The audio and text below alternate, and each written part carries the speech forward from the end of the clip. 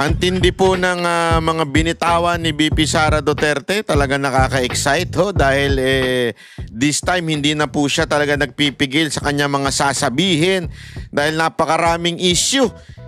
Isa na nga po dito yung mga senator judge na pinapa-inhibit sa kanyang impeachment dahil daw paano daw yun inano niya, in-endorse niya. Naku, pambira naman, oo. So ibig po bang sabihin nun, pag in-endorse mo na isang kandidato at nanalong senador, dapat mag-inhibit na. Dapat tanggalin din ng lahat ng in-endorse ni Marcos. Tama, mali? Hindi, kasi kayo, masyado kayong di ba? Iniisip nyo lang yung mga pro-Duterte, paano yung anti-Duterte? Yung lahat ng in-endorse, tanggalin lahat. Yung hinusgahan na kagad si VP Sara Duterte kahit wala pang trial tulad ni Ontiveros. Dapat yung pa lang matagal na nagre-resign yung walang yan. Walang yaw talaga yan Walang kahihiyan yan sa buhay. Di ba? Mag-inhibit din dapat. So yung papasok na si Erwin Tulfo, yung papasok na iba pang mga Tito Soto, yung papasok na si Lacson, dapat ba mag-inhibit din sila? Kasi in-endorse ni ni Bongbong di ba? Kayo talaga. Napakarami pang issue na sinagot si VP Sara Duterte, talaga nga namang mayayanig dahil meron pa siyang binuking. Nakaw, pambirang buhay May binuking pa po siya. Mamaya papakita natin yan at malupit din yung mga nangyayari pa. Eto rin, magkaroon din ng press con si Chis Escudero kanina. Nakapa, barado yung media. Nga ang media. Yung mga media atat-atat ma-impeach si VP Sara Duterte, no?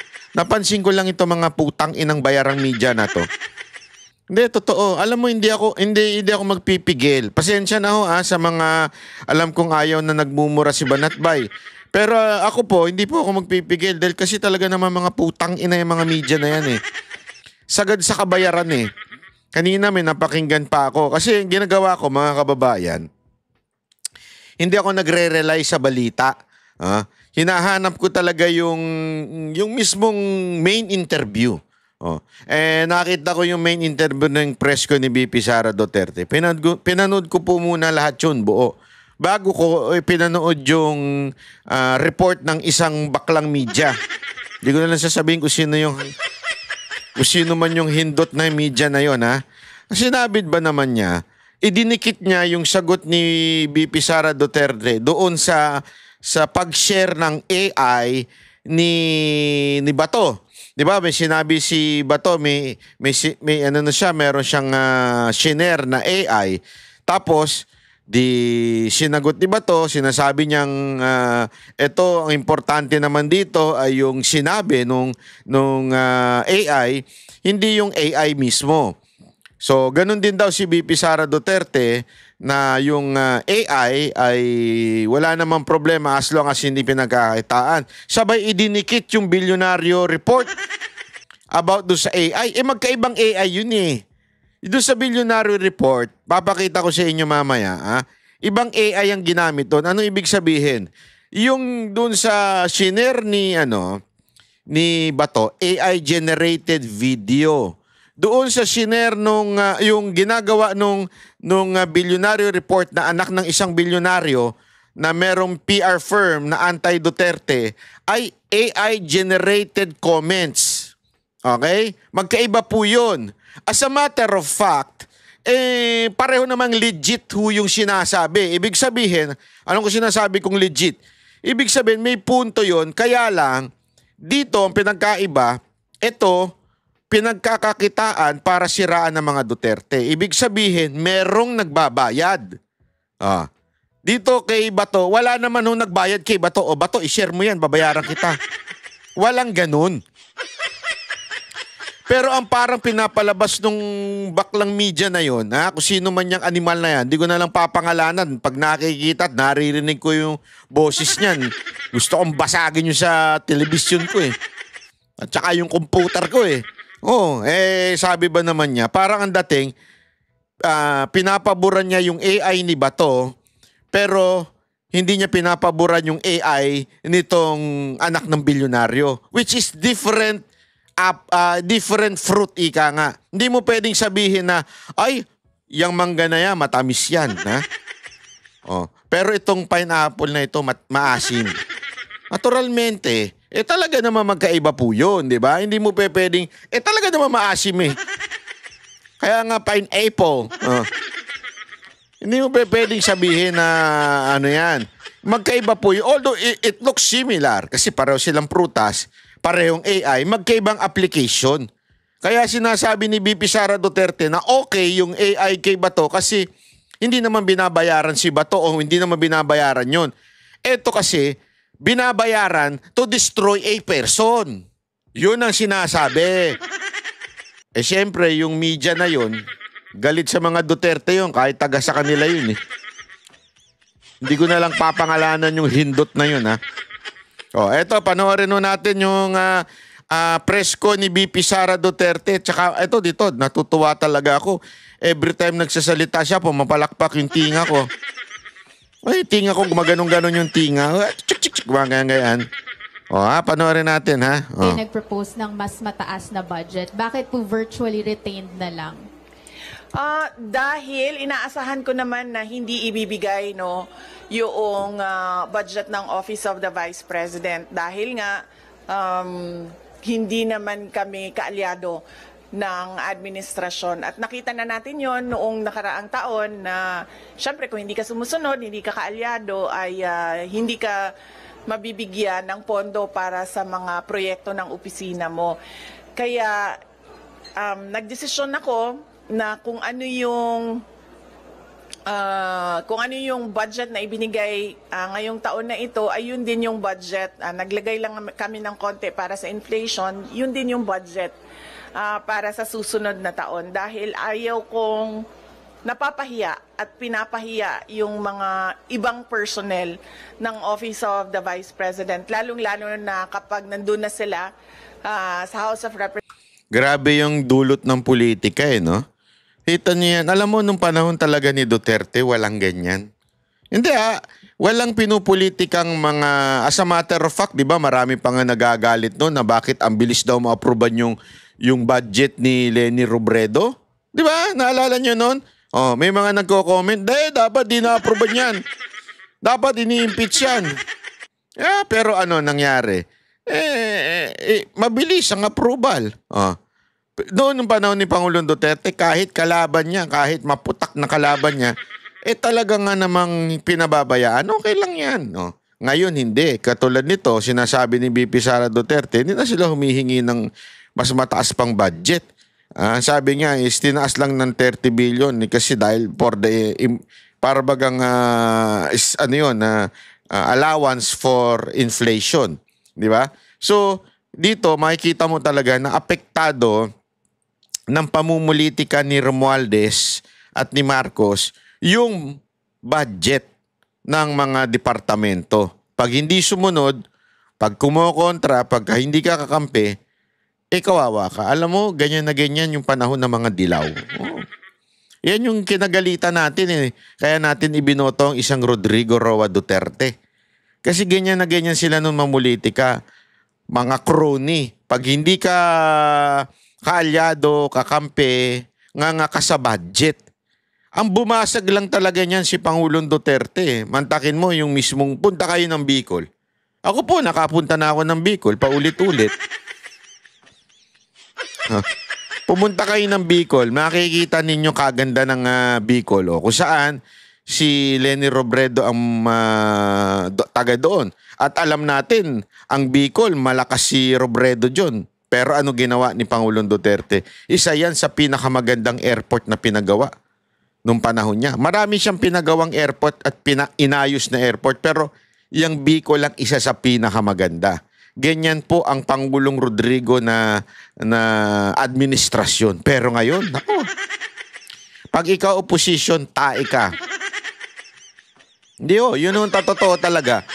Pag ikaw opposition, tae ka ngayon sa sa gobyernong ito. Alam mo, ang problema diyan, ang tinatamaan taong bayan eh. Hindi naman po yung kasi alam nyo, si VP Sara Duterte, tulong lang to ng tulong eh. Hindi naman po ito yung sinasabi nilang nangungurap. Naku, katarantaduhan pa yan. Maniwala kayo sa akin, sa dami-dami ng akusasyon sa mga Duterte, wag ang korupsyon. Walang maniniwala sa inyo na korupsyon ang masasabi nating bagahe ng mga Duterte. Siguro mamamatay tao. Pwede pa. Hindi, kasi talaga nga naman sa Davao, alam naman natin yan, pag tarantado ka, kriminal ka, patay ka. No, totoo naman. So, mas alam mo yun, mas makatotohanan o mas malapit pa sa realidad yun. Hindi ko sinasabing gano'n ng mga Duterte, Pero gano'n talaga sila sa kriminal eh. Matindi sila sa kriminal eh. Di ba? Kaya nga nagustuhan natin lahat eh. Pero korupsyon, naku po, nakita nyo na ba mga pamilya? Kitang-kita nyo naman po eh. Yung mga sinasakyan nila, may nakita nga ako eh, na video. Hindi naman sa panlalait pero siyempre, budget airline yan eh. Nakita ko yung video si VP Sara Duterte sumakay ng eroplano pauwi ng Davao. Cebu Pacific lang. Ako hindi nga ako sumasakay dyan eh. Hindi dahil... Sandali, let me correct myself. Kasi I really had a bad experience with Cebu Pacific before, okay? Hindi ko po sinisiraan ng Cebu Pacific pero kasi nung mga panahon na madalas magprobinsya ang Mocha Girls, ako, alam mo naman ang artist, yung oras namin napaka-importante niyan. Kasi halimbawa, galing kami sa show, tapos diretso kami sa airport. Di ba? So, walang tulog yun. Talagang puyat na puyat yun. First flight, mga alas 5, alas 6. Yung bad experience namin nakaalala ko, sobrang late. Inabot na ng alas 10. So, imaginein mo, wala kaming tulog noon hanggang alas 10 na nagka-flight. Hanggang nagkalabo-labo. Meron pang ang time na nag-cancel. So, nahirapan tuloy kami kumuha ng replacement flight. So, to be sure, doon na lang ako sa medyo stable, which is yung ating sariling airline o yung flagship airline, which is yung PAL. Hindi ko sila pinagkukumpita, wala po akong Pero kasi may tawag talagang ganyan eh. Flagship airline, meron tinatawag tayong budget airline, ganon. Di ba? Kahit sa ibang bansa, may mga ganon. Budget airline yan. Ito, flagship airline yan. May mga ganon eh. Si VP Sara Duterte sumasakay ng budget airline. Imaginein mo, may napanood akong video na nagtayuan yung tao nung dumating siya kasi gusto magpa-picture sa kanya. Kung yan ay isang korap, baka may sariling jet yan. Hindi di ba? Ako tanungin ko kayo. Ito wala ko sinasabing korap ito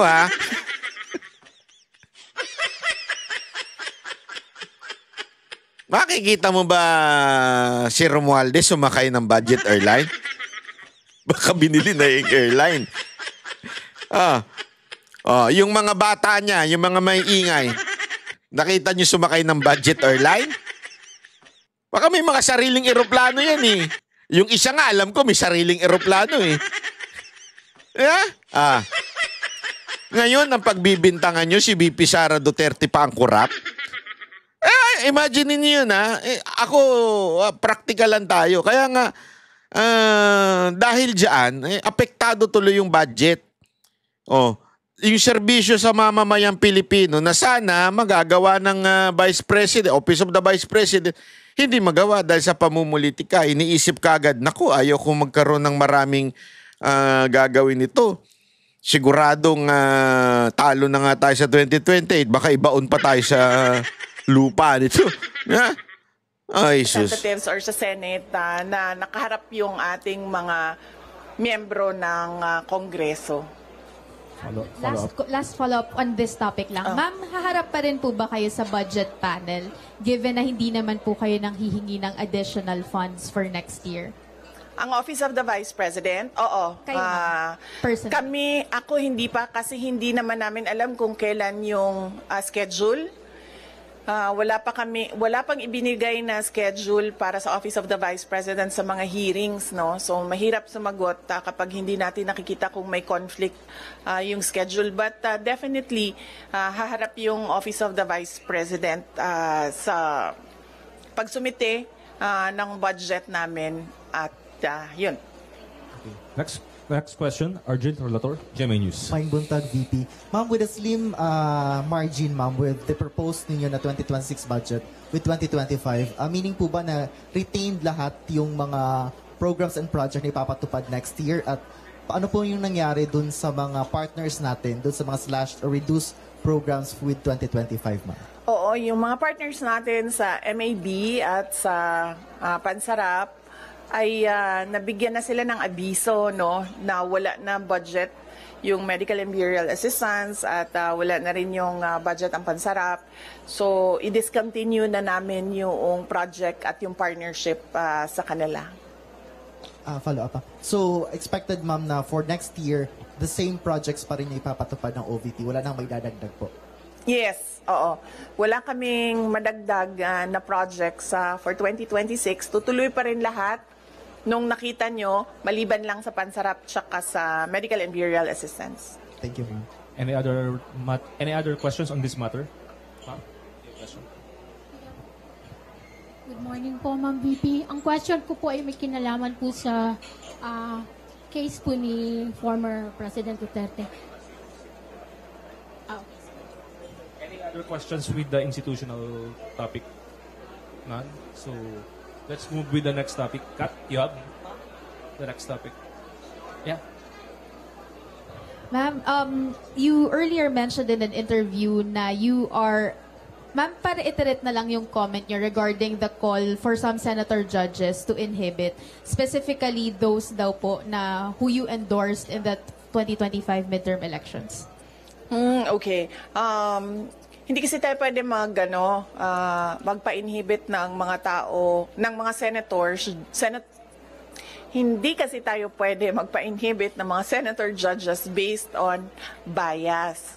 Dahil ang posisyon lang naman ng isang tao is you are for or against, Inday Sara, no? Kung ganun ang ating basehan sa inhibition, ay dapat din natin ipa-inhibit ang mga senators na meron ding bias against Sara Duterte, no? Tulad na lang ni Senator Risa Ontiveros na in a public speech, sinabi niya na kailangan talaga ano ba term na ginamit? Kailangan burahin or kailangan wasakin, kailangan sirain, gibain ang pamilyang Duterte. So kung ganon na magpa-inhibit tayo based on bias, ay madaming senators ang ipapa-inhibit for or against Sara Duterte. Kaya sinasabi ko, ibigay na natin yung benefit of a doubt dyan sa ating mga senator judges na gagawin nila ang trabaho nila ng patas according to sa sinumpaan nila as senator judges. Follow-up question. The Makati Business Club and other business groups are urging the Senate to continue your impeachment trial, to convene your impeachment trial. Sabi nila, it will show accountability, it will boost investor confidence. Your response to that call of the... Alam mo yan yung sinasabi natin di ba mga kababayan na masyadong sablay yung ipa-inhibit. Ang daming nagsasabi niyan. Actually, yung mga yung mga komunistang NPA yung mga nagsasabi niya ng mga party list na dapat mag-inhibit ang mga senator judge. Una-una sa lahat, hindi pwede yun mag-inhibit ang senator judge. Only the judge can say that. Okay? You can say your argument. He would listen to you. They would listen to you. Pero hindi ibig sabihin matik po yun. There is no such thing as sanction from a higher court because the higher court is the Senate itself. Bakit po? Again, balik po tayo dun sa sole authority pagdating po sa impeachment. It's the Senate. And the presiding officer cannot say that. Why? The term is presiding. Hindi po siya ang hari ng Senate. Pagkadating po sa court, Senate court, as a court, o as an impeachment court, ang papel po ng Senate President, it's presiding senator judge. It doesn't mean he is higher than the other senators. Kaya nga laging pinagbobotohan eh. Kaya nga pinapayagan niya mag-motion ng lahat. Tapos pagbobotohan, it's always the majority. Etong mga tatatanga-tangang NPA na mga komunistang kongresista, wala hong alam sa batas yan. Eh paano, di ba? Sa eskwelahan na kanilang itinatayo sa probinsya, puro NPA ang nagtuturo. Kaya walang alam yan sa batas. Ang alam lang yan, magpakalat ng terorismo sa Pilipinas. Kaya yung mga nagmamagaling na kailangan mag-inhibit, wala hong alam sa batas yan. Oh, tuloy ito. Business Club and other business groups are urging the Senate to continue your impeachment trial, to convene your impeachment trial. Sabi nila, it will show accountability, it will boost investor confidence. Your response? Sabi daw dito, yung daw pagsagot ni VP Sara Duterte ng kanyang impeachment, magbuboost daw ng businesses sa mga foreigner. Ulul. Gago! May impeachment o wala, ayaw nang pumasok ng mga investor. Hindi dahil kay VP Sara Duterte, mga hindot kayo. Hindi, alam nyo bakit? Safety pa lang nila eh. Kaya nga, di ba, ang dami na pong mababasa tayo na mga abiso ng mga embassy sa kanilang sariling citizen na sinasabi, mag-ingat, kung maaaring iwasan pumunta. Kasi nga po, dahil sa safety. Hindi dahil kay VP Sara Duterte. Kung ayaw nila mag-invest dito, it's because of corruption. Ay, sus. Ito na lang halimbawa. If you are a US company, if you are a US company, then you would know that one of the most powerful government official in the Philippines is Romualdez, the Speaker of the House. And you are from the US. Di ba? Sino ba si Romualdez? Si Romualdez lang naman po ang may kaso. May alleged case diyan sa US, di ba? Meron pong akusasyon sa kanya na involved doon sa Okada. Yan po ay nakasampa po sa Amerika. Ibig sabihin po, lumalabas yung pangalan niya doon. Hindi natin sinasabing guilty siya doon, ha? Wala po tayo sinasabing guilty siya doon. Pero kung ikaw US company and you would see that the cousin of the president and one of the most powerful person in the Philippines right now is involved in a anomaly. Di ba? Kahit hindi pa po yan nahuhusgahan ng korte, mapagdadalawang isip ka. Sandali, ba't ganyan sa Pilipinas?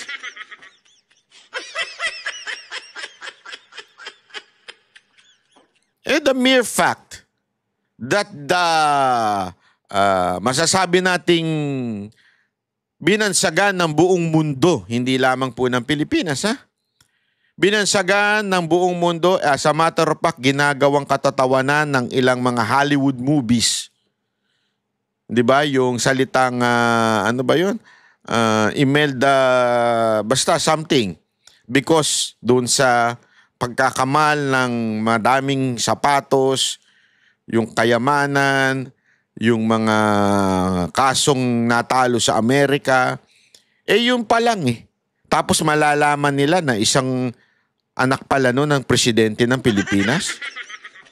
Doon pa lang, talagang bababa ng kumpiyansa ng mga investor. Ano kinalaman ni VP Sara Duterte? Ay, sa katunayan nga, sasabihin pa nila, si VP Sara Duterte, yan yung tatay niyan, ang malupit pagdating sa laban sa krimen, sa war on drugs.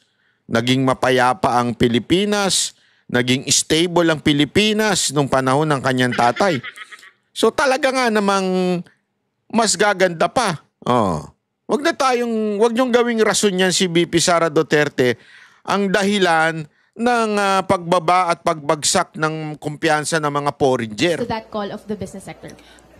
Kahit nandyan o wala yung impeachment, wala na talagang investor confidence dito sa ating bayan. Kung nakikita nyo, bagsak ang foreign direct investment sa ating bayan, no? Kaya wag nila ako gawing rason kung bakit pangit ang takbo ng ating ekonomiya ngayon sa ating bayan. At saka, this is not accountability because impeachment, dalawa lang yung penalties dyan. Removal from office, tsaka perpetual disqualification from government service. Walang penalties dyan dahil walang kaso dyan.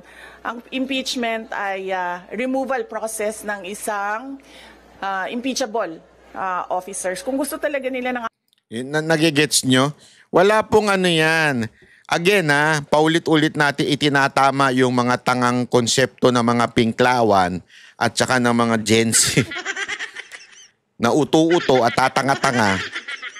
Sorry, pero marami. Marami po talaga.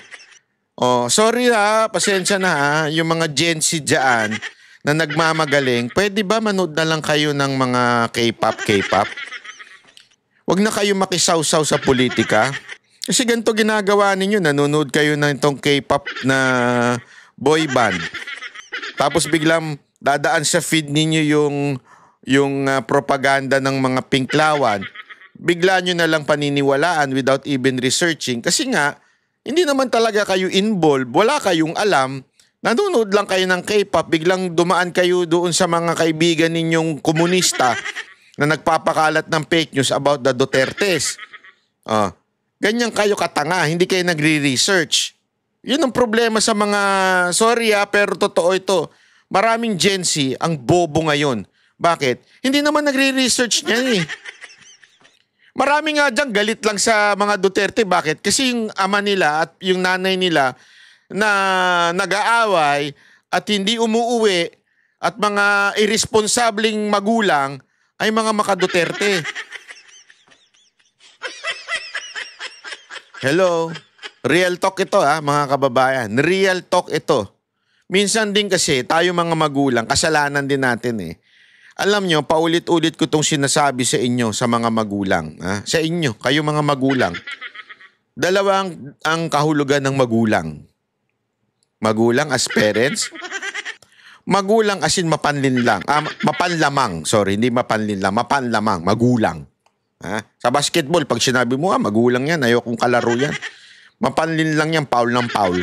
Foul. Gusto mo nga sitayin F po ang foul Hindi Paul. Hindi, bakit ko sinasabi? Kasi minsan yung mga magulang, if you want to destroy your children, be hypocrite. Yung Duterte, ayaw namin sa mga kurap, ayaw namin sa mga ito, pero sila magnanakaw sa opisina. Sumunod tayo sa batas. Ganito ang ating gawin sa bayan natin. Mahalin natin ang bayan. Tapos, anak, tapon mo lang dyan sa labas yung basura mo. Madudumihan tong kotse natin. Buksan mo yung bintana. Bubuksan yung bintana. Tapon mo dyan. Yun yung mga sumisira sa kabataan. So yung pananaw nila ngayon, sandali, akala ko ba gusto mo ng makabayan ka, daddy, kaya gusto mo ng Duterte. Pero itong pinagagawa mo sa akin, itapon yung basura sa tabi-tabi, hindi sumunod sa traffic lights, talaga nga naman, ikaw, bilang anak, magre-rebelde ka. Ay, wala naman pala tong tatay ko, tong nanay ko, pareho pala naman tong gago. Siguro, pinklawan na lang ako susunod. Sorry, that's the reality. Hindi, alam nyo kung bakit. Kasi marami na nag-uusap-usap. Itong panahon ngayon, ito nakarang eleksyon, maraming nabulaga na dumami talaga ang kabataan na bumoboto. Tandaan ninyo, diyan magaling. 50 years na nakikipaglaban ng propaganda itong mga animal na mga NPA na ito. 50 years nilang ginagawa ang propaganda nila. Nakita nila, kabataan is the key. Kaya nga, diyan sila nagpakalat ng NPA sa mga eskwelahan. Nagigets ninyo? Tapos, ang pumipigil dyan at na number 1 na kalaban nila dyan ay yung DepEd Secretary na si BP Sara Duterte.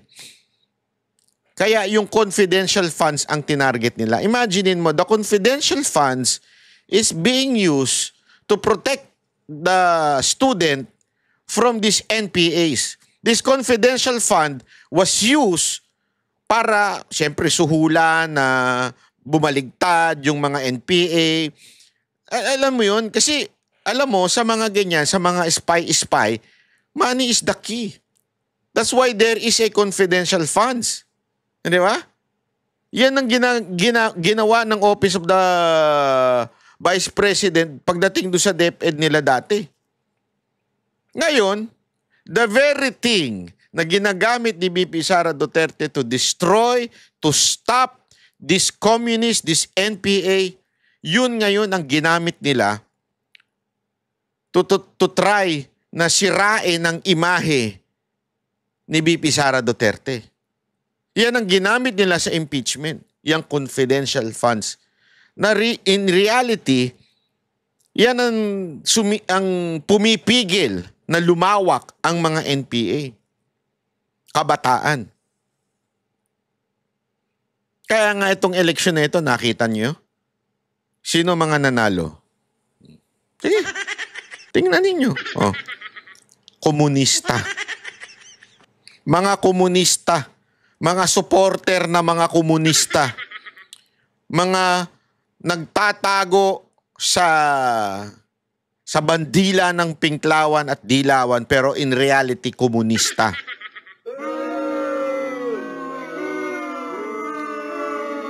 Kunwari sila ay makabayan pero in reality they're being controlled by this NPA. Gago!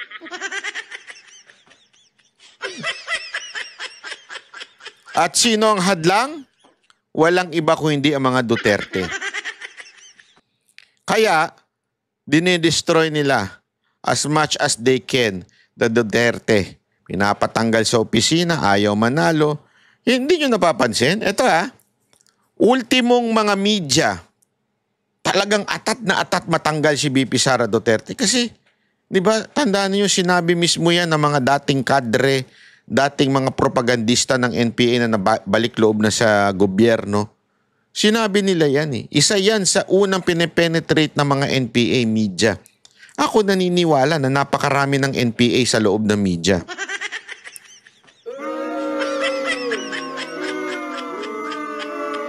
Marami nang nagpapanggap dyan na media-medyahan pero sa totoo lang, NPA.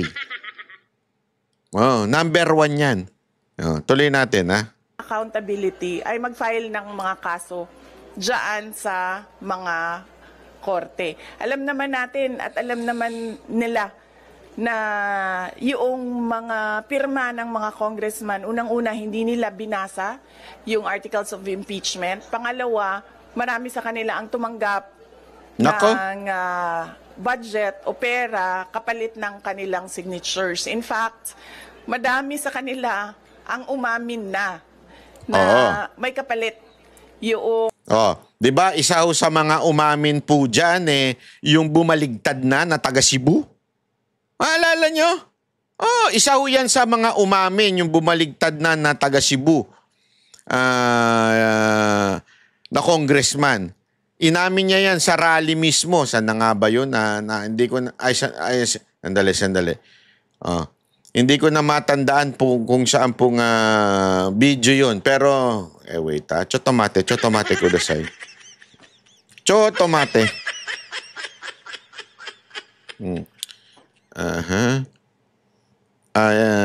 Wait basta, nawala lang sa sa listahan ko. Yung pag-amin niya na, alam mo yun, na kaya lang naman ako pumirma kasi para matulungan ko kayo na yung mga project ay matuloy, ganyan-ganyan. Di ba? Hindi lang ho yan. O, si Tiangco na mismo, nakaalyado po nila. Campaign manager ng alyansa, isinasabing may ipinangako ang leadership ng Kamara sa mga kongresistang pipirma ng impeachment. At sabi nga ni Marcos according to Tiangco, wala tayo pinangako dyan. Pero, ang nangako ay yung leadership ng Kamara. So doon pa lang, tanginan yan, hindot na mga korap kayo. Hindi, wag na tayo maglokohan. Paikot-ikot pa tayo eh. Yun naman talagang tunay na korupsyon. Di ba? That is a legal vote buying. Di ba? Legal vote buying. Bakit? Idinaan sa ayuda, dinaan sa proyekto. Pero it's all bullshit. Ibig sabihin, lahat po yan ay panunuhol sa mga kongresista para impeach si BP Sara Duterte. Kaya nga magtataka kayo eh. Kung talagang yung mga komunistang party list, mga komunistang congressman, talagang galit sa korupsyon. If really, alam mo yun, anti-corruption sila. Di sana pinunan nila ito na nangako daw, di umano, itong leadership ng House sa mga kongresistang pipirma ng impeachment. O baka naman pati sila nabasbasan. O baka naman, sila po ay nabiyayaan. Gago! Kaya hindi sila nagsasalita. Kasi concern nila, corrupt daw si BP Sara Duterte because of the confidential fund. Na magkano lang. Dito, ilang milyon. Yeah? Alam mo, ito. Meron akong ipapakita sa inyo na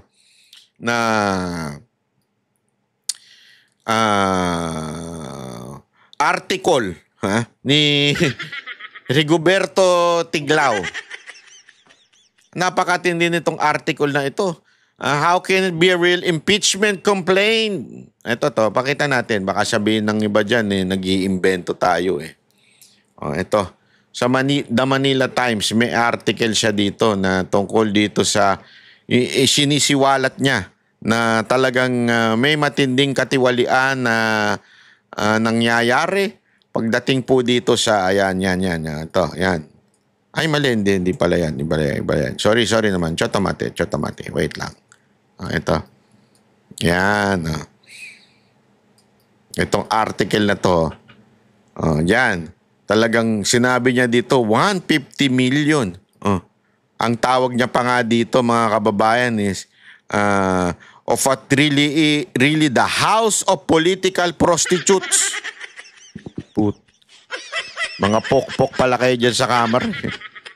Were bribed by Speaker Martin Romualdez with their district given 150 million each in the form of dole-outs for their constituent in small infrastructure project. Gago! Mantakin mo, ha? Not only that, those who initially resisted were told that if they did not sign the complaint, the ruling clique would fund by various means their rivals in the... Sabihin daw, yung mga kalaban ang susuportahan. Di ba? Ito nga si Duke Frasco, yung deputy speaker, ang siya sa mga nagsabi. May video pa yan, ha? May video pa yan na sinasabi niya talagang kaya siya pumirma, it's because doon sa mga project. Ayan, no? Di ba? So, ibig bong sabihin, mga kababayan, anong ibig ko lang sabihin, no? Ganyan na katindi ang korupsyon sa Pilipinas. Ganyan na po katindi yung masasabi mong suhulan. Di ba? Para lang matanggal si BP Sara Duterte sa pwesto. Ganyan katindi. Kasi nga, again, this is not about guilty ba si BP Sara Duterte? No. If yun ang ating dapat ang unang-unang although hindi nga pala impeachable. Ang dapat tinatanggal dyan dapat kinakasuhan si Romualdez. Di ba?